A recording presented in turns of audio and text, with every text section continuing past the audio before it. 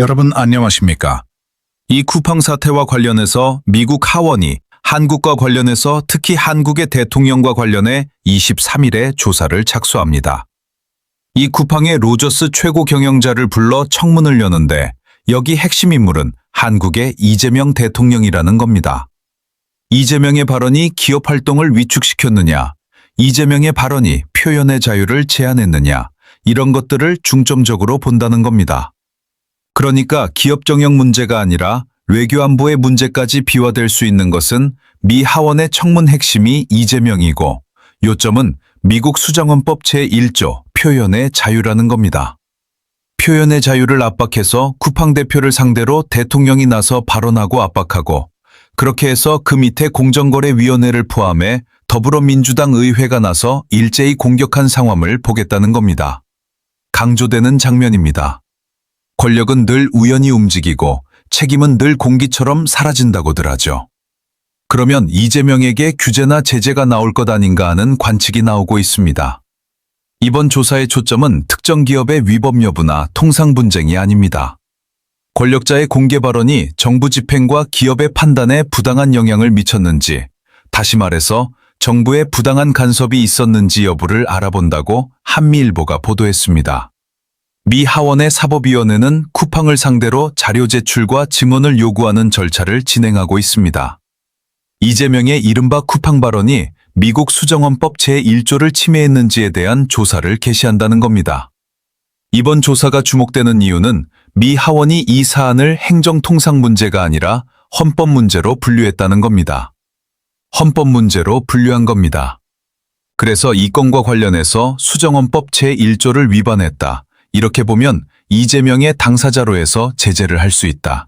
이렇게 보고 있는 것입니다. 미국 수정헌법 제1조는 언론과 표현의 자유를 보장하고 있을 뿐만 아니라 정부가 직접 개입하거나 처벌을 하지 않더라도 권력의 압박이나 신호로 개인이나 기업의 판단이 위축되는 상황을 헌법의 침해 영역으로 보고 있습니다.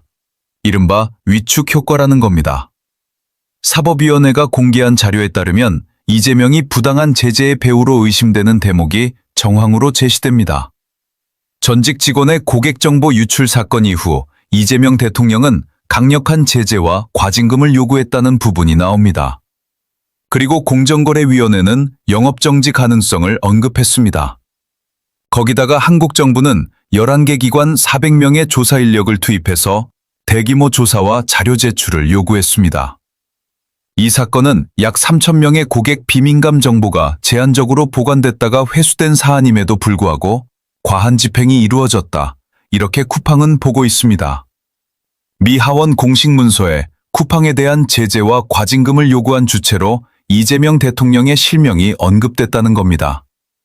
또한 고객 정보 유출에 대한 인식 차이가 뚜렷하다는 점에서 외교적 파장과 함께 미국의 관세 폭탄 우려도 제기되고 있습니다. 여기서도 말은 참 편합니다.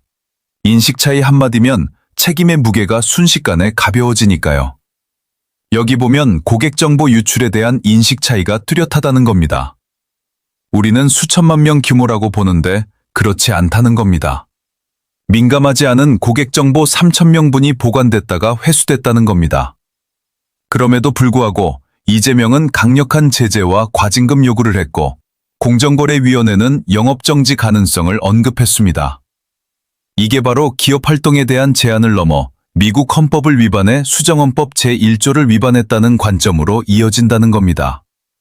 이 관점에서 보면 미 하원이 묻는 질문 수준은 간단하다는 겁니다. 질문은 간단합니다. 대통령의 공개 발언이 정책 신호로 작동해서 규제기관의 집행 방향을 정했는가? 그 결과 기업의 대응과 판단을 위축시켰는가 하는 점입니다. 그러니까 기업 활동을 위축시켰는가? 이재명이 그런 발언을 함으로써 기업의 활동을 위축시켰는가? 쿠팡이라는 회사의 활동을 위축시켰다면 이재명의 발언이 미국 수정헌법 제1조를 위반한다 이렇게 보는 겁니다. 발언의 내용이나 표현 수위보다 발언 이후에 무엇이 달라졌느냐가 핵심이 된다고 합니다. 공개된 위원회 문서에서는 한국 정부라는 포괄 표현 대신 이재명 이름을 특정한 이유도 여기에 있습니다. 한국 정부가 두루뭉술한 게 아니라 이재명 대통령이 특정해서 이런 말을 했기 때문에 그렇게 본다는 것입니다. 집행이 독립적인 판단인지 정치적 의중이 반영된 결과인지 가리려면 정책 신호의 발신자를 특정하지 않을 수 없기 때문입니다. 그러니까 그 정책에 누가 발언을 해 지시를 했느냐, 이걸 본다는 겁니다. 대통령의 발언이 사실상의 방향 제시로 작동했는지를 보려면 이재명의 발언 자체와 쿠팡에 가해졌던 대응을 함께 보겠다는 겁니다. 요구 범위가 규제기관을 넘어서 대통령실과 정부 국회까지 확장된 점도 같은 맥락입니다. 미 의회가 자료를 요구했는데 공정거래위원회를 넘어서 대통령실과 정부와 국회까지 확장됐다는 겁니다. 여기서 어떤 발언이 있었는가에 대한 자료를 제출해달라 해서 쿠팡이 지금 미 의회에 자료를 제출하고 있는 겁니다. 쿠팡이 제출한 자료는 단순한 공문이나 공식 지시가 아닙니다. 비공식 접촉과 대화, 정치적 맥락이 담긴 교신을 통해 정권의 신호가 전달되는지, 그 신호가 집행과 기업 판단에 영향을 미치는지를 확인할 수 있는 자료를 요구했다는 겁니다. 단일한 증거를 찾기보다 압박이 작동한 구조 전체를 보겠다는 겁니다.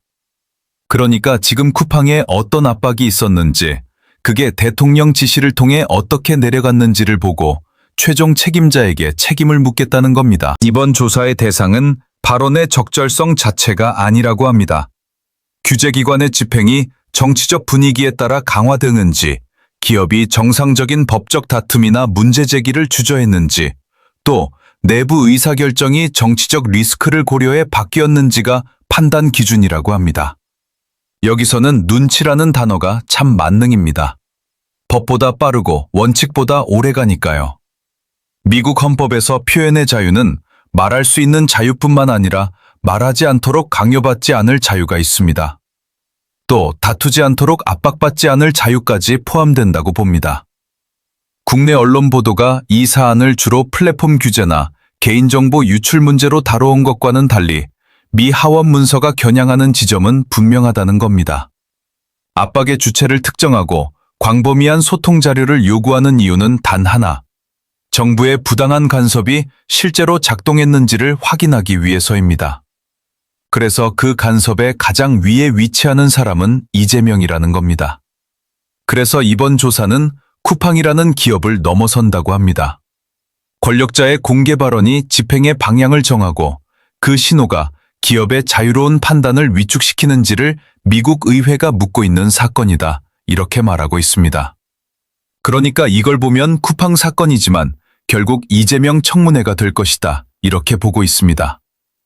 이 사안의 출발점은 통상이나 규제가 아니라 미국 수정헌법 제1조라고 말하고 있습니다. 그래서 이건 헌법에 관한 사안이기 때문에 결국 한국의 대통령이 나서 압박하고 그렇게 해서 밑에 기관들이 움직였다면 수정헌법 제1조를 위반한 이재명에 대해 책임을 묻겠다는 쪽으로 보인다는 겁니다.